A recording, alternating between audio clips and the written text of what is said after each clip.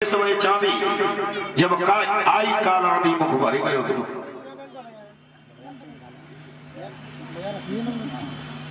हरे कृष्ण धान घर चाय कल्याण मन चेते वो जान जिया जाए वो दुनिया की हर बात निश्चित लेकिन निश्चित एक दिन यहाँ से अगर नहीं है तो आप इस विषय में बहुत से दृष्टांत आते हैं। कथा सेट के आप देखिए। एक बार भगवान शंकर से मिलने के लिए यमराज गए थे और यमराज की सवारी क्या है? भैंसा। भैंसा को छोड़ के चले गए। जब आगे को जा रहे थे तो आगे यमराज जब चले जा रहे थे उनकी निगाह कहां पहुंची? एक वृक्ष पर। क्यों पहुंची? वहां एक कबूतर कबूतरी को खुश करने के लिए गर्दन फुला फुला के नाच रहा था। जब नाच रहा था तो यमराज की निगाह पड़ी उस पर और देख करके मुस्कुराते हुए यमराज आगे को चले गए। यमराज तो चले गए लेकिन कबूतर नाचना भूल गया। मन में सोचा यमराज मुझे देखे हंसे और तिरछी नजर से देखा है तो कोई गड़बड़ है मेरी जिंदगी, इसलिए नाचना भूल गया। अब तो परेशान है कबूतर। लेकिन तब तक भगवान विष्णु आए। विष्णु की सवारी क्या है? गरुड़। गरुड़ को छोड़ के वो भी चले गए। इधर पक्षियों के राजा है गरुड़। तो राजा के पास प्रजा अपने सुख दुख की कहती है तो कबूतर रोता हुआ पहुंचा गरुड़ से जाकर के कहा महाराज मैं दुखी हूं। कहा क्यों? कहा मैं तो नाच रहा था, मैंने कुछ नहीं किया, लेकिन मैं तो नाच रहा था, यहां से यमराज निकल के गए तो मुझे ऐसी निगाह से देखा है, मुझे डर लग रहा है, मेरी जिंदगी में कोई गड़बड़ तो नहीं है। गरुड़ कहने लगे परेशान मत हो, अगर तुम्हें यमराज का डर लग रहा है तो बैठ जाओ हमारी पीठ पे। पीठ पर बिठाया, वहां से 750 कोस दूर एक पर्वत पर छोड़ दिया, कहीं आराम से रहो। गरुड़ वो यमराज बहुत दूर रह गए। गरुड़ छोड़ के जल्दी आए। मन में सोचा कहीं प्रभु आ गए तो क्या जवाब दूंगा। पूछा कहां गया तो कोई जवाब नहीं मेरे पास, इसलिए जल्दी आए। तो पसीना आ गया था गरुड़ को। आकर के बैठ गए तो भगवान तो निकल के नहीं आए, यमराज निकल के आए। यमराज ने कहा गरुड़ तुम तो काफी देर का है, पसीना कैसे आ गया? कहा ये बात बाद में बताऊंगा, पहले तुम बताओ। कहा क्या? कब वो भोला पक्षी कबूतर तुम्हारा क्या बिगाड़ रहा था जिसे तुम देख करके तिरछी नजर से देखा और मुस्कुराते चले गए? वो तो घबरा रहा था, बहुत परेशान। ऐसा क्यों किया तुमने? यमराज कहने लगे गरुड़ हमें कबूतर पर हंसी नहीं आई, विधि के विधान पर हंसी आई। का कैसी? का विधि के विधान में लिखा है इस कबूतर की मौत में 3 घड़ी बाकी रह गई, और वो भी विधि के विधान में लिखित ये है कि इसकी मौत यहां से 750 कोस दूर पर्वत पर बिल्ली खाएगी इसे। हंसी मुझे इस बात की आई, कबूतर पर नहीं आई। विधि के विधान की बात सत्य कैसे हो जाएगी? ये कबूतर उड़ना शुरू करते तो उस पर्वत पर 6 महीना में तो पहुंच पाएगा, और 3 घड़ी में उस पर्वत पर बिल्ली के द्वारा मौत कैसे हो जाएगी? इसलिए हंसी आई मुझे। गरुड़ कहने लगे काम तो पूरा हो गया। कहा कैसा? कहा जिस पर्वत का नाम ले रहे हो उसी में छोड़ के आ रहा हूं, इसीलिए तो पसीना आ गया। कहा तो विधि के विधान की बात सत्य हो गई। वहां बिल्ली भूखी थी, 3 घड़ी पूरी हो गई, उसे खा लिया, वो मेरे लोक में आ गया। तो कहने का तात्पर्य कारण समय और मौत। दुनिया की हर चीज अनिश्चित, लेकिन कारण समय और मौत 3 चीजें निश्चित है। जिस जगह पर समय पर अगर मौत लिखी है तो कोई रोक नहीं पाएगा। कारण समय, दुनिया की हर बात अनिश्चित, लेकिन निश्चित ये है यहां से एक दिन जाना है।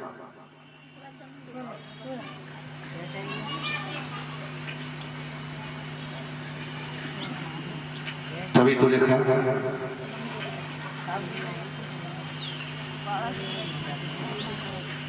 महात्माओं ने बहुत कुछ लिखा है इस शरीर के बारे में, और भगवान से मिलने के बारे में बहुत कुछ लिखा।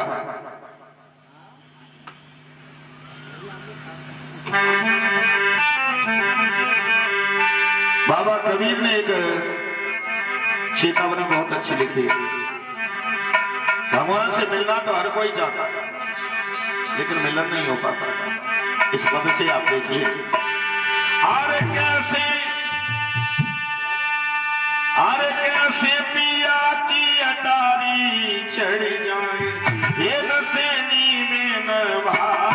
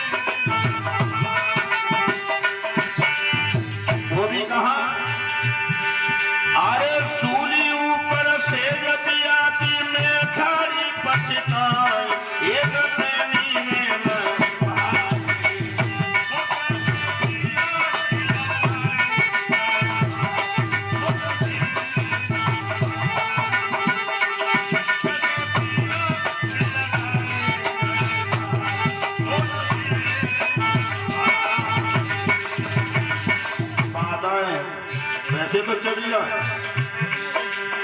चिंता सासु हमें दुख देवे, ममता सोच सतावे।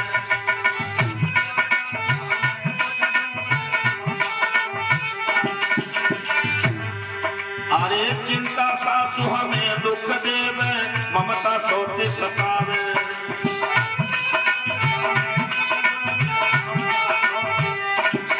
दुखपति ननद को टेढ़ो मोजो, धरती पर धरती न पाओ, एक प्रेमी में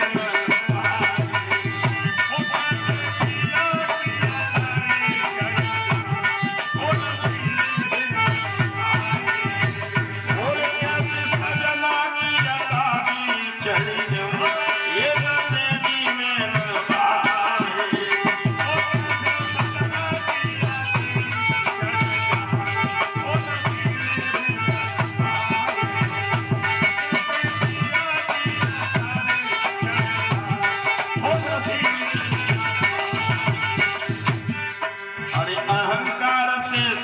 हमारे रहने दिवस चिल्ला।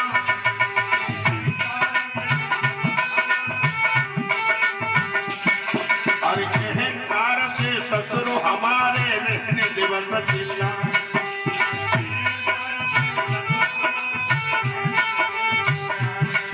और अन्यायी अधर्मी जे थके, बोल सहे नहीं जान, बोल प्रेमी में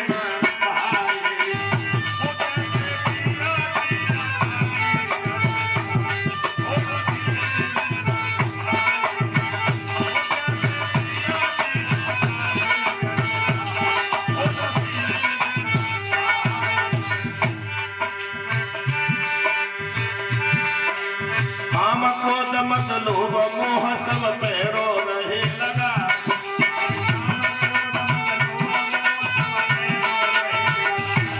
और पाप सगो देवरिया मेरा, सो में पले न बिछाए, एक प्रेमी में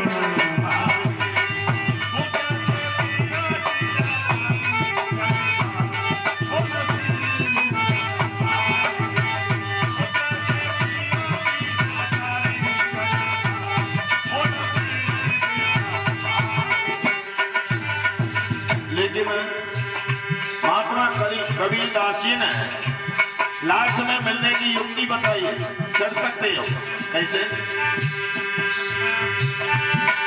अरे धर्म कर्म दो भाइयन की बल्ली देव बना।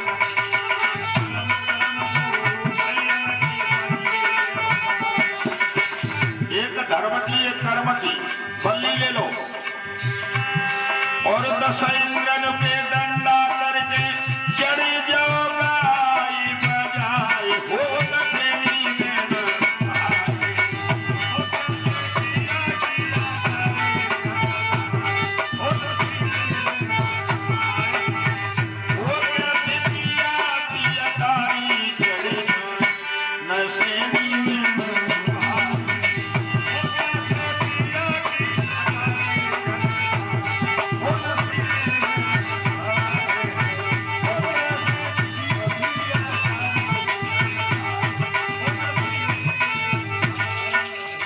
बोलिए।